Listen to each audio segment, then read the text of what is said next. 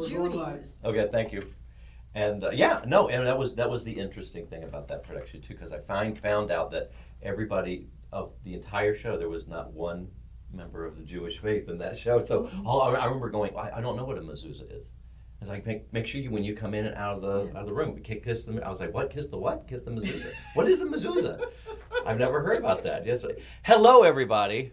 We welcome you as I'm telling you about how I learned how to kiss the mezuzah. We love all of our Jewish friends, and definitely we're talking about a production of Fiddler on the Roof back in the day. Back in the day. Way back in the day. Hello, everybody. My name is Don Farrell. I'm one of the 3 co-founders of Actors Theater of Indiana. Thank you so much for spending some of your lunchtime with us at our podcast, our weekly podcast, Lunch Break with ATI.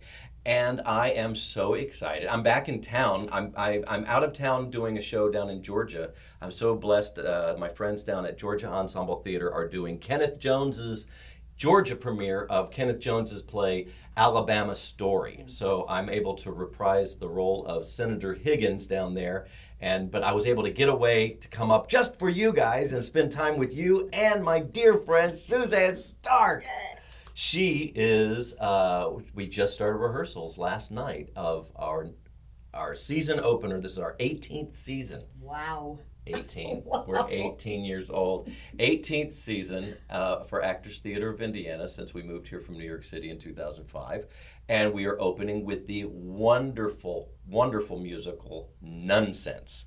And sitting with me is our sister Mary Regina, the Mother Superior. I'm the head honcho. She's the head honcho of the nuns.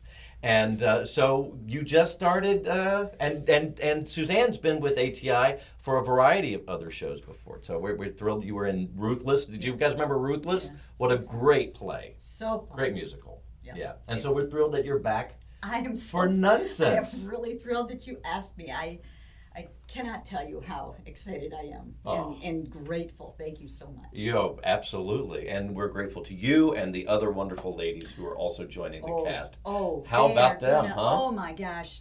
They're going to just raise the roof. Yeah. They're great. Every one of them. Every one of them. They are. And we open, just so you guys know, to give the little plug, make sure we have our single ticket sales. You can get subscription tickets right now, or you can get single tickets to the whole season or individual shows at the Center for the Performing Arts box office at 317-843-3800, or you can also go to our website at atistage.org and get your tickets while you can, because they're starting to pick up really quickly with the sales. Oh, excellent. And you guys open on September 9th and will run until September 25th. And we're just so excited. And we've got Karen Sheridan, who's directing the production, and Jay Schwant, who is our music director. Love Jay. They're just an amazing team. The designers, everybody involved. Really great team. Yep. And you had first rehearsal yesterday. How was it? It was great. Yeah? It was great. We made it through a bunch of music. I couldn't speak this morning because, if All I'm that not doing a singing all the show, time. I Yeah. don't sing and I Oh. don't speak. Yes. You become a nun, so to speak. As it were, yes. But we had an entire read-through last night, which was a ball because I had not met anyone in the room except for Kevin. Well, and Jay. I know Jay real well. And, Kevin Casey, our production stage manager, and Jay correct. Schwant. And Jillian. I know Jillian. But the other cast members, and they are going to rock it. And oh my you gosh. are too. Well, we hope so. Well, come on, to. Suzanne. Let's. I was just talking to my dear friend Philip Peluso. Hi, Philip. Hey. And Philip, why don't you share with me what you were saying about Suzanne? She's played a nun many times. She's played a nun many times. Yes, I Obviously, have. It became a habit. Obviously, But it's I'm become bummed. a habit. But bump. Thank you for that. Yes. So I saw you in Beef and Board's production of Sister Act. Yes. I've seen you. I have not seen the Sound of Music, but you were Mother Superior in that. Whoa. Right? Yeah. Yep. What a Yep. beautiful, and your reviews were brilliant too. To hear you sing that song, and I would have loved to have heard that. It was such a gift. Yeah. To be able to do that. it just was a thrill. And it's because the song is a whole journey in itself, and I've had the pleasure of playing across two wonderful actors, Marias. In 2013 I did it, and then again last year, and both of them were just amazing to work with, which makes the song even more meaningful. By the time I hit that high, whatever it was, A flat, I think it was. Yeah. It's never happened before, and who knows if it'll ever happen again. But there was a roar that happened, and I'm singing the note, and I'm thinking, what is that? People were cheering before the note was done. Wow. Never happened before, but it's because, it wasn't because of me, it was because the entire scene took us to that place. The story of it. I'll cry. Brilliant writing. Yes, well, yeah. But the you're also song. extremely humble. This woman is so talented. I mean, everything I've seen her in, she's been brilliant in. So when we were looking at casting the show, Suzanne immediately came to Judy's mind, Cindy's mind, and my mind, all simultaneously without us even saying it. So when we were like, well, as we're casting, who would... Suzanne, of course. So we're thrilled that Suzanne was available to do the production. You're really going to... You can't help but fall in love with her, and she's going to make you laugh. Your sense of timing and humor is impeccable, dear darling. We're so thrilled. Make you laugh. That's right. She will crack you over the knuckles with that roller back there. So this is Nunsense about these wonderful nuns of they're from The Little Sisters of Hoboken. the Little Sisters of Hoboken. Yep.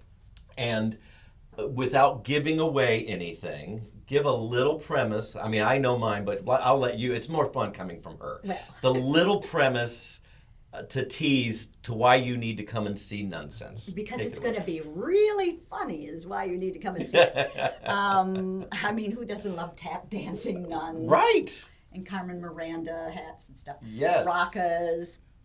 I know, if you went to Catholic school, you probably are used to that, but...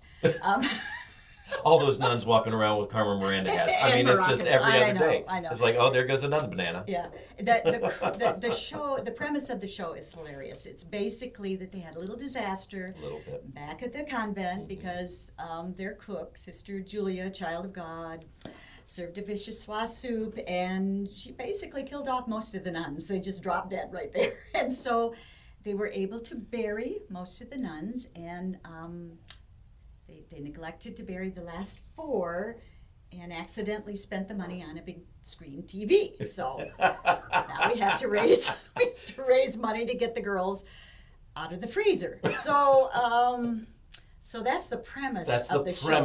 That it's a benefit. If you come to see the show and you're in the audience, then basically you're a participant in the benefit that the nuns are putting on. Yeah. And Don't worry. We'll be kind to you. We'll leave you alone. We'll yes. leave you alone. No, we won't. Yes, we will. But it's so much fun. I remember seeing the first time I saw this production, so not this production, obviously, Yeah. but the first time I had ever seen Nunsense was in Atlanta, Georgia, at the Roxy Theater in Buckhead. And I took my mom, it just looked like a lot of fun.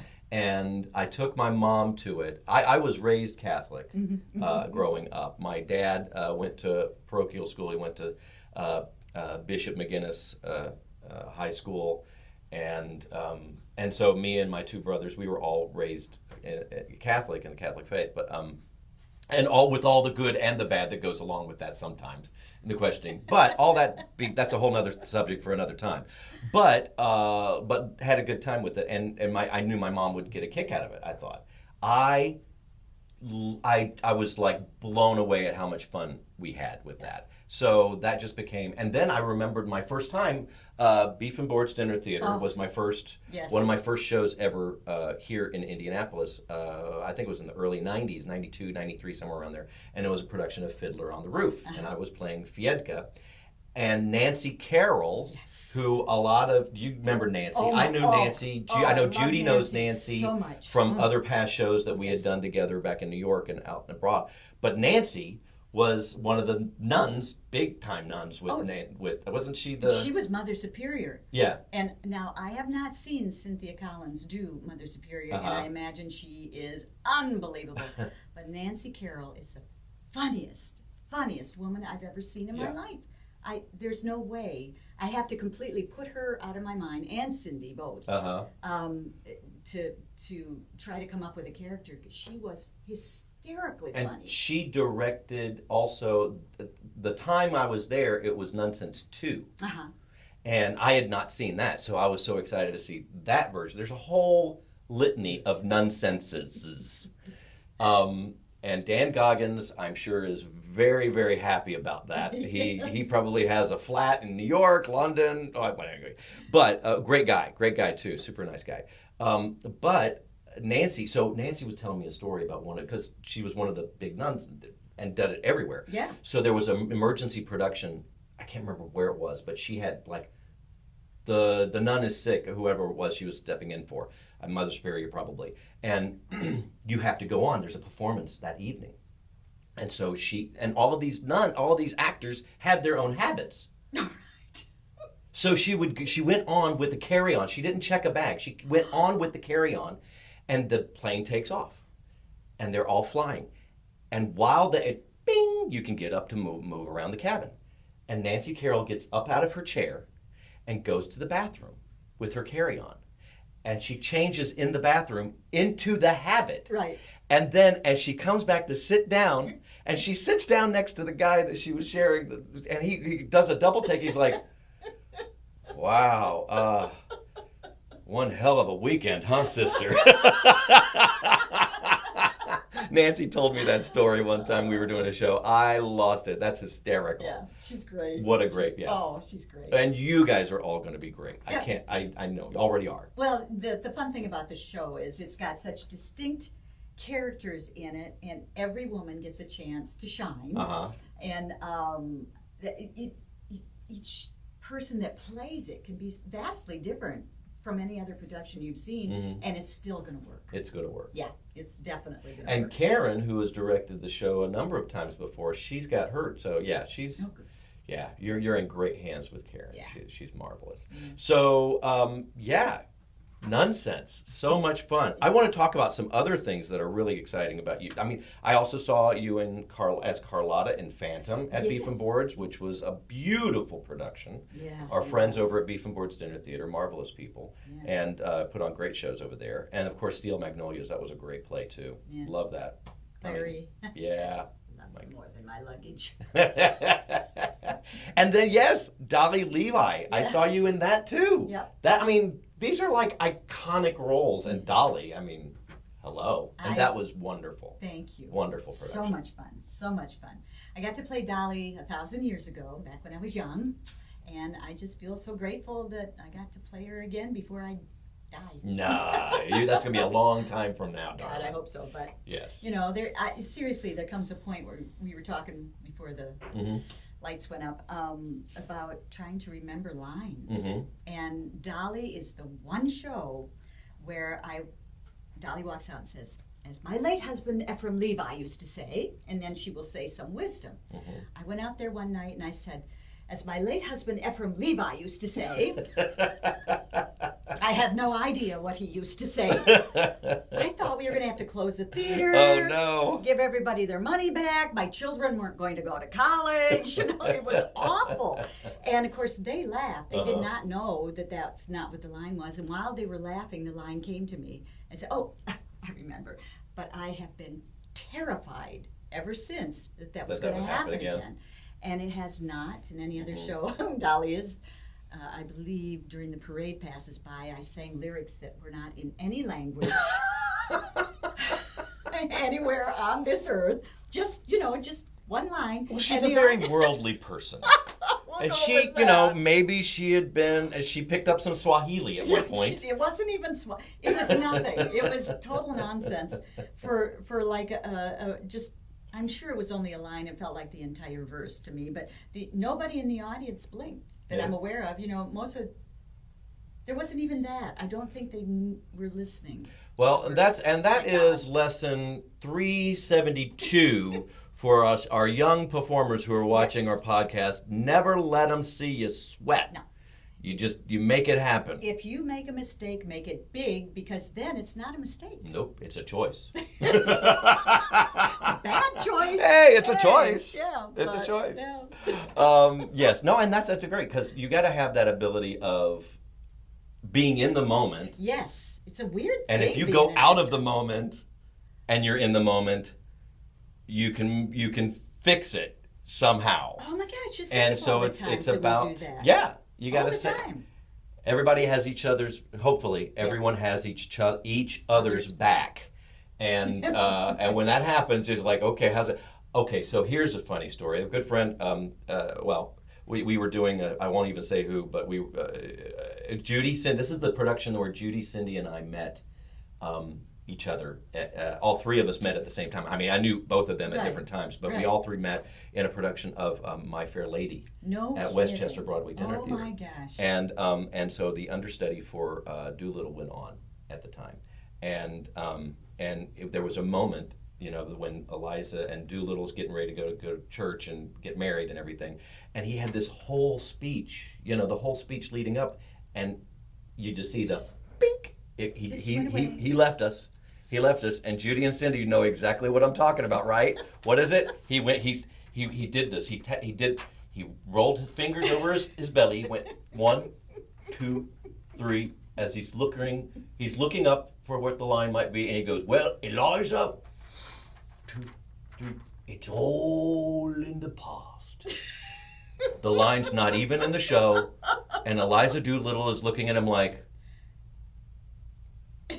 And Freddie's like, "I think we need to go, Eliza." And she's like, "Good luck, Dad." Gave him a kiss and took off, and he is left there hanging. And all of us, Judy, Cindy, and I, we are like, up stage, just trying to, as our best we can, to hold our. Oh my goodness! You have to be in the moment. Yeah. And sometimes you can save yourself, and sometimes you can't. You are good at that. I've always saved myself because nobody else is gonna. Talk about ruthless, not sheer madness. Sheer madness. Oh my is, gosh, yes. There's a lot of improv in that. Did you guys see Oh, Sheer yes. Madness at Beef and Board? That was so also much another fun. great show, great play. Funny play. But there's a lot of improv involved in that, isn't there? There is. A lot of it looks like improv, but what it is, we have several different versions of what we're going to do or say, Yeah. depending on what happened before. Uh-huh. So if something changes because the audience gets to vote and they get to ask you questions, you have to be on your toes. And so many of the questions are usually the same, so you sort of have a answer for them on the tip of your tongue. A lot of them aren't, and you have to be able to go with the flow, come up with an answer. Some of those were the best. The I best bet. laughs in the show were the ones where off the cuff, Mm-hmm. or if something would happen and we had to go with the flow and make it up, as we went on. Best moments ever. Oh, the audience loves that. Well, now the cast becomes entertained. It's like, what's going to happen? Yes. Because You the can- audience, you have a whole nother X factor that's being brought into the Correct. element. They're part of Same thing, Judy and Cindy were in a production, ATI's production of Mystery of Edwin Drood. Yeah. Directed by the wonderful DJ Salisbury. Hey DJ, sending love to you down in Orlando if you're watching. And Judy, and of course the feedback from the audience as well. And they got to decide. I think it was who killed, Right. and then who the lovers are. Right. So it would change per performance. Right. And I can't remember if Judy was ever chosen as. Cindy's out because she's Drood, so she was already out. But it was always watching the other roles as to who was going to be chosen as either one of the lovers or one. I think she was chosen as one of the lovers one time before Judy. Is that right? Send a message if you were. I can't remember because they can. What? She can't remember. She can't remember. Oh, that's what it is. Okay. But yeah, I love. That was a lot of fun. Yeah. And that was done they did it twice, didn't they? I think they did it Sheer Madness twice. Yes, we did it twice. Okay. The audience loved it so much. Yeah, And very much. there's a little bit of that in Nunsense. Yes, there's yeah. Yeah, there's Don't want to give it away. no, not going to, but there is we do play with the audience a Yeah. little bit. There's that aspect to it, and depending on how they respond, you get to play with them a little more, or you might change it. But it's not as much as Sheer Madness. It's like an entire second act. A whole other Yeah. thing. Yeah. Yeah. And back to Nunsense, I was raised Catholic. I know my parents, but you don't even have to know anything about the Catholic No. Church really to be able to enjoy the ride that is Nunsense. Right. What were you raised? Christian Science. Christian Science. Yep. Cool. Yep. When I was in college, I went to University of Cincinnati, and my freshman year, it was such a great moment to get to meet all these people from different walks of life. Yeah. And one time, a friend of mine who was raised Mormon, she was also in music theater class, and she invited me and some other classmates, over to her apartment, and we all watched PBS Bill Moyers. Remember Bill Moyers Yeah. interviewing Joseph A. Campbell, The Power of Myth. And he talked about all the different religions and the myths that bind us kind of together, whether it's Christianity or Judaism or all different walks of life, and how there's a lot of themes that kind of follow each other. But the interesting thing to me was, she was raised Mormon, I was raised Catholic. He was Jewish. This was an atheist. This was Christian Scientist. And I was fascinated to learn about other people and what they believe. Right. And I think that that's one of the things that's missing, is us being more curious rather than judgmental of each other. Right. Is how we as a society can think about, let's be more curious, and not that we have to agree, but just without judgment, let's learn about each other. And if we can find a basis line to be able to kind of come to agree on certain things, which really all base in love, that we all wanted the good old golden rule, Right. then I think we can get to a place of healing. Yeah, I think so too. You I totally agree with that. Yeah. Absolutely. You made a interesting comment last night that I really appreciated when you came and spoke to the cast before we started our rehearsal process. And you thanked us for being there, for being part of it and all that. But the thing that I really appreciated you saying is how important theater arts are. Because we all come together in a room. We don't know each other. The audience doesn't know each other, generally speaking. The cast members don't know who they are or what their past is, what their any of their affiliations with any kind of group. We don't know what they've gone through in life, and they don't know ours either.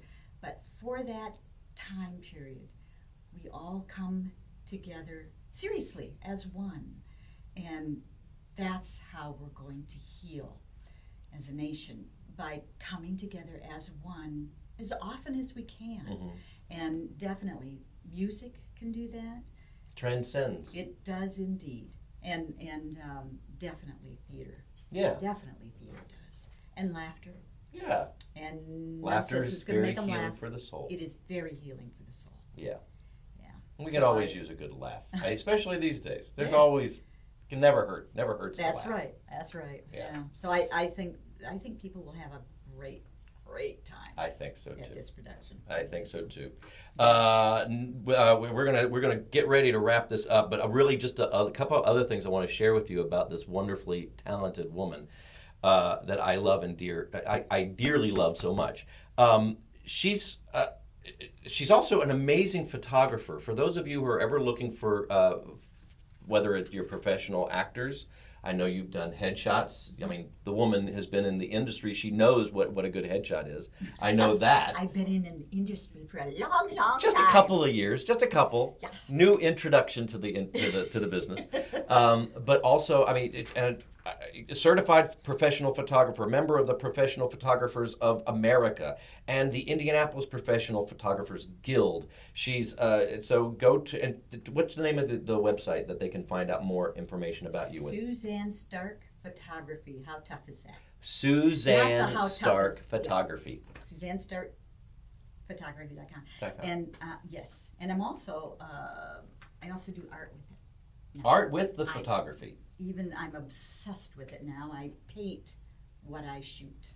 Oh, that's wonderful. It is fascinating, and I love it. When did you get enamored and drawn to the art of photography? When I went to a photography conference a few years ago, and it was just starting, and it's digital painting. It's painting, but with a digital brush, and they use all different kinds of shapes of brushes, and you put your own colors in and your own. I mean, you can, for instance, I just painted one that was at the state fair. All the grass was not in the photo. I put all the grass in. You know, I put all that in. Or you can base it on what's in the photo already. It's amazing. It's so amazing. it's not like you're copying and pasting grass in. You're actually painting the grass blades. Yes, correct. But it's called mixed media art, and it's here to stay. It's wonderful. It's great. So many people know so much more about it than I do, but I've become sort of obsessed with it. So. I'd love to talk to you more about that later. You about betcha. that, but yes, Okay. back in my day, we didn't have those fancy blades of grass painting brushes. You didn't and even stuff. have a photograph, did you? No, we just had rocks and we'd bang them together and we go, woohoo, look at them rocks, they're banging together, they make a nice sound. It looks like your face on that rock, pretty much. Anyway, this is Don Farrell with Actors Theater of Indiana, our wonderful dear friend Suzanne Stark for one of the, I don't even know what episode we are of Lunch Break with ATI 223. Well, thank you, wonderful, my dear friend Philip Peluso. This is episode 23, coming to you live from Actors Theater of Indiana Studios. And we'll see you next Wednesday at 12 noon for another episode of Lunch Break with ATI. Thanks so much. And it'll be number 24. Now I'll be 24. Ooh. Bye.